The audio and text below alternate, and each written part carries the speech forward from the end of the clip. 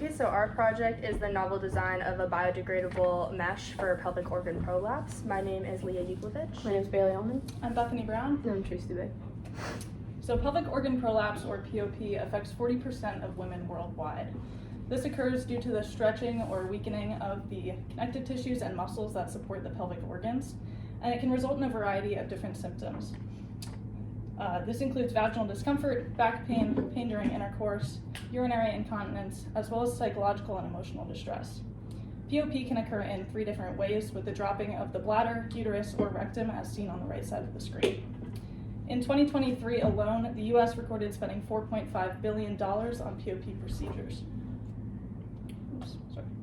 Treatment options include conservative and surgical choices. Conservative options are usually the first course of action for those diagnosed, and this includes the use of a pessary, which is inserted into the vaginal canal to restore the proper anatomical positioning of the organs. Unfortunately, this only delays the progression of prolapse, and in 15% of users, they actually experience failure due to the fitting of the device. Surgical options include obliterative procedures, which repair prolapse through closing up the vaginal canal, which unfortunately eliminates future sexual function for that patient. Reconstructive surgeries, on the other hand, use the native tissue repair to restore the proper anatomical positioning of the organs, but unfortunately this has a 32% recurrence rate.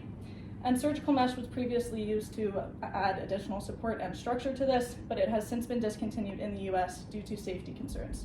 So this represents a clear need for a more safe, effective, and long-term solution for POP.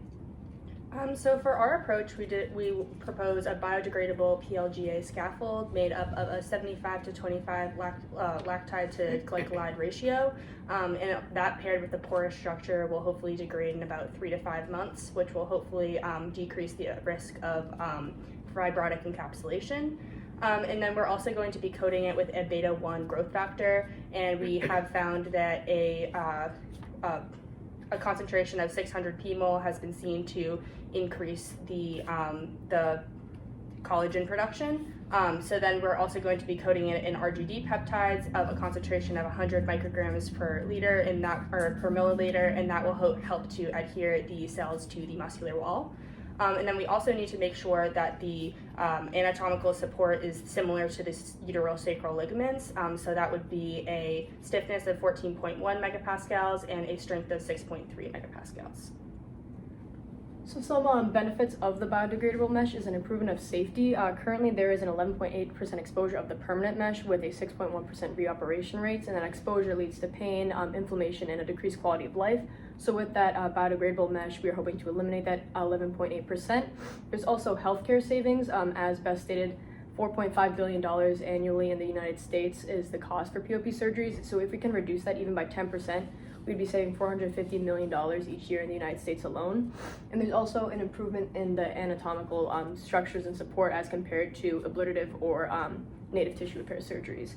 And then on the right side, the cost, we have some breakdowns of the different aspects of the biodegradable mesh. So the scaffold is $1.05 per centimeter squared. The TGF beta-1 is $59.40 per microgram, and then the RGD peptide is $12.50 per milligram. So looking at the competitive landscape for treatments of POP, one standout is the decellularized dermal allografts. These are decellularized connective tissues, so similar to our device, they will support the connective tissue. However, they do not provide anatomical support to the pelvic organs and are being used in conjunction with those surgeries that we have shown are failing many patients with POP. Another competitor in a treatment option is non-surgical pessary. As Beth described earlier, it only fits some women, and so women that it does not fit, or it eliminates this option for them as a treatment, and it requires monitoring, routine sterilization, and lifestyle changes, and sometimes it is often only results in a prolonging for the need of surgery.